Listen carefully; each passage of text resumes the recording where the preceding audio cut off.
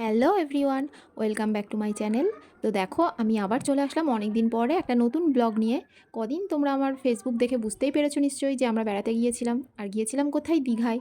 তো আজকে সেই দীঘার ব্লগ নিয়েই আমি চলে আসলাম তোমাদের সাথে শেয়ার করতে। সেদিন তারিখটা ছিল 8 তারিখ। উইদাউট প্ল্যানিংয়ে রাত্রিরে হঠাৎ ব্যাগ গুছিয়ে, দেখো ঘড়িতে তখন টাইমটা কটা ছিল, আমরা বেরিয়ে পড়েছিলাম দীঘার জন্য। হঠাৎ তিতানের পাপা সন্ধ্যাবেলা ফোন করেই বললো যে আজকেই আমরা বেরোবো।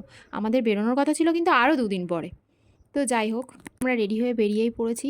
আর আমাদের বাড়ি থেকে হেঁটে যে রাস্তাটা পড়ে, আমরা সেই রাস্তার ওখানে যাচ্ছিলাম। তিতান ওই একটার সময় নাচতে নাচতে ওই রাস্তার ওখানে যাচ্ছে, ওর এতটাই ইন্টারেস্ট ছিল বেরোনোর। তো ওখান থেকেই আমরা গাড়িতে উঠবো। আমরা বেরিয়ে পড়েছিলাম। আর আমাদের সাথে কিন্তু ছিল আরও 3টে ফ্যামিলি, মানে তিতানের পাপারই ফ্রেন্ড সব। তো গাড়ির মধ্যে তিতান ঘুমিয়েই পড়েছিল, কারণ রাত অনেকটাই হয়েছিল। তো এইভাবেই আমরা অনেকটা রাস্তা, প্রায় 2-3 ঘন্টা যাওয়ার পরে পৌঁছে গেছিলাম কোলাঘাটে।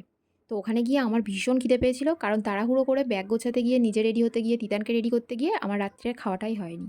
তো ওখানে গিয়ে সবাই একটু চাটা খেয়ে নিচ্ছিল, একটু রেস্ট নিচ্ছিল। আর আমি খেয়েছিলাম ডিম টোস্ট, কারণ সত্যি আমার বীভৎস খিদে পেয়েছিল। আর তিতানের ঘুমটা ভেঙে গেছে বলে, পুরো ঘুমটা না হয়েই দেখো তিতান ওর পাপার কোলে কেমনভাবে শুয়ে আছে। ওর কোনো কিছুই ভালো লাগছিল না। ওই জন্য ও যেটা বায়না করবে তখন সেটাই দিতে হবে। তো ওই ভোরবেলাতে ও কোল্ড ড্রিঙ্কস খাচ্ছিল। আর পাঁপড় কেনা হয়েছিল বলে সবাই একটু পাঁপড় খেয়ে নিচ্ছিল। আমরা ওখান থেকে যখন খাওয়া দাওয়া করে গাড়িতে উঠে বেরোবো, তখন প্রায় ভোর হয়ে গেছে। আর তিতান তো সঙ্গে সঙ্গে আর ঘুমায়নি, একটু জেগেই ছিল। আর দেখো, গাড়িটা জোরে চলছিল বলে তিতানের হাওয়াতে কেমন করছিল চোখ মুখ।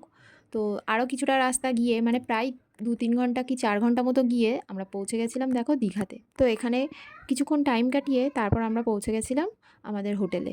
তো দেখো, আমাদের হোটেলটা ছিল অর্ঘ্য রেসিডেন্সি, আর এটা ছিল নিউ দীঘাতেই। তো গিয়ে তিতানের পাপা রুম নিচ্ছিল, কথা টথা বলছিল, আর আমরা ওখানে বসে রিসেপশনে বসে একটু রেস্ট নিচ্ছিলাম বাচ্চাদেরকে নিয়ে। তারপর ওখানে আমাদের রুম কেমন ছিল, আমরা কদিন থাকলাম, এবং পরে আমরা কী কী করলাম সেটা দেখাবো নেক্সট ভিডিওগুলোতে। তোমরা দেখতে থাকো আমার চ্যানেলটা। আর অবশ্যই লাইক কমেন্ট করে আমাকে সাপোর্ট করো, পাশে থেকো। আজ এইটুকুই, টাটা।